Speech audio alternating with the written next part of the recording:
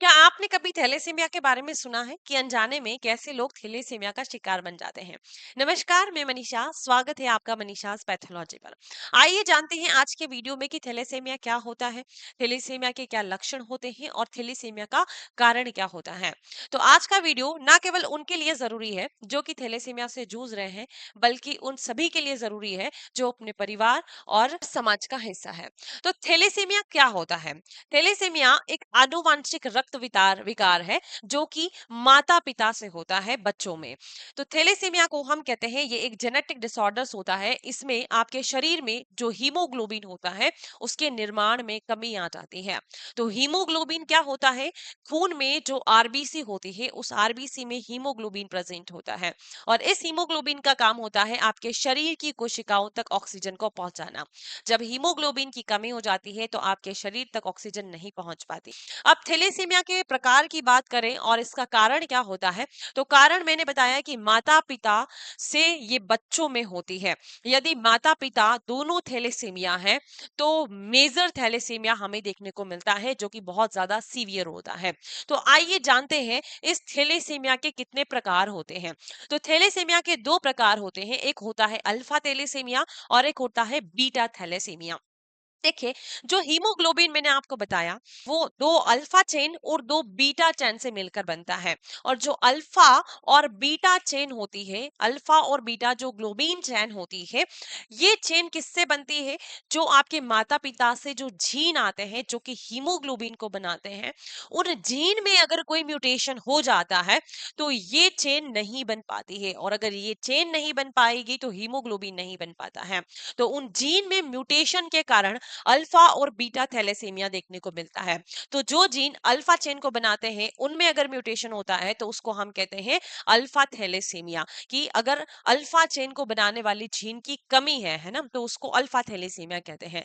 जैसे इसमें 4 जीन होते हैं और इनकी कमी के आधार पर लक्षण अलग अलग होते हैं। 4 जीन होते हैं, जरूरी नहीं है कि चारों जीन की कमी हो, लेकिन जैसे 2 जीन की कमी हो जाती है तो उसमें फिर वो मेजर थैलेसीमिया की तरफ चला जाता है। वैसे ही बीटा थैलेसीमिया की अगर बात करें तो जो बीटा ग्लोबिन जीन होते हैं जो कि इस बीटा ग्लोबिन चेन को बनाते हैं उसमें अगर कमी होती है तो बीटा थैलेसीमिया कहा जाता है।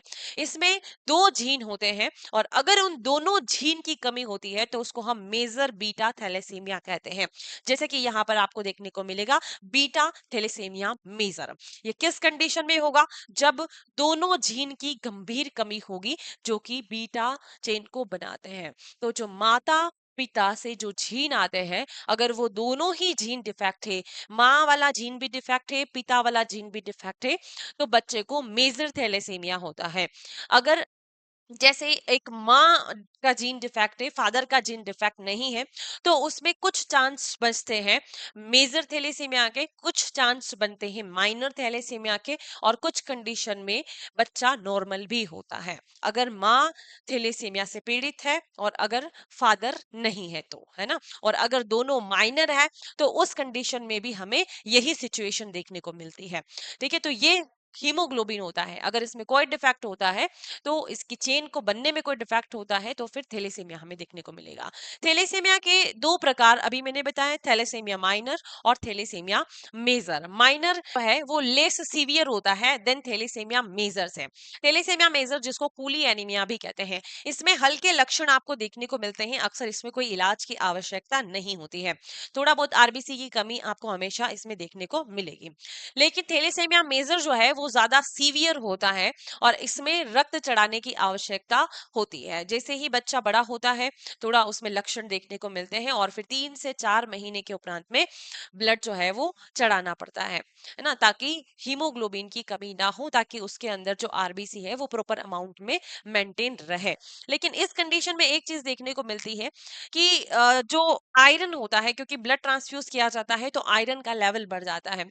तो कभी भी थैलेसीमिया वाले पेशेंट को आयरन का सप्लीमेंट नहीं लेना चाहिए।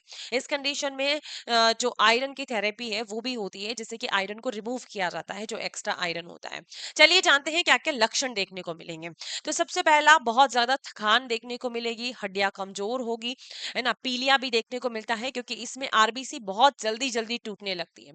जब आपकी आरबीसी जल्दी टूटेगी तो उस कंडीशन में आपको पीलिया देखने को मिलेगा, जिसमें नाखून का पीला होना, आंखों का पीला होना, स्किन का पीला होना, ये सारे लक्षण देखने को मिलते हैं। अगला होता है हड्डियों का कमजोर होना। तो हड्डियां जो है वो भी आपकी कमजोर हो जाती है, और जो ग्रोथ होती है बच्चे की, उसका विकास जो है वो रुक जाता है, बच्चों का विकास रुक जाता है। एनीमिया देखने को मिलता है इस कंडीशन में, जैसा कि मैंने आप सभी को बताया। अब इसके क्या उपचार हैं और इसके क्या बचाव हैं? तो उपचार की बात करें तो ब्लड ट्रांसफ्यूजन, इसमें रक्त चढ़ाना पड़ता है अगर मेजर थैलेसीमिया होता है। आयरन चिलेशन थेरेपी, शरीर में अधिक आयरन को कम करने के लिए दवाई दी जाती है, क्योंकि आयरन बहुत ज्यादा मात्रा में हो जाता है इस कंडीशन में, क्योंकि जो आप ब्लड चढ़ा रहे हैं और जो आयरन आपकी बॉडी में जा रहा है उसका यूज नहीं हो पा रहा है, क्योंकि आयरन का यूज होता है हीमोग्लोबिन को बनाने के लिए, और हीमोग्लोबिन बन नहीं रहा है तो उस आयरन का यूज नहीं होगा, इसलिए उसे निकालना पड़ेगा। बोन मेरो ट्रांसप्लांट भी एक बहुत अच्छा ऑप्शन है थैलेसीमिया का जो स्थायी इलाज है। जीवन शैली में सुधार इसमें जरूरी होता है, संतुलित आहार और नियमित स्वास्थ्य जांच करवाना बहुत आवश्यक होता है।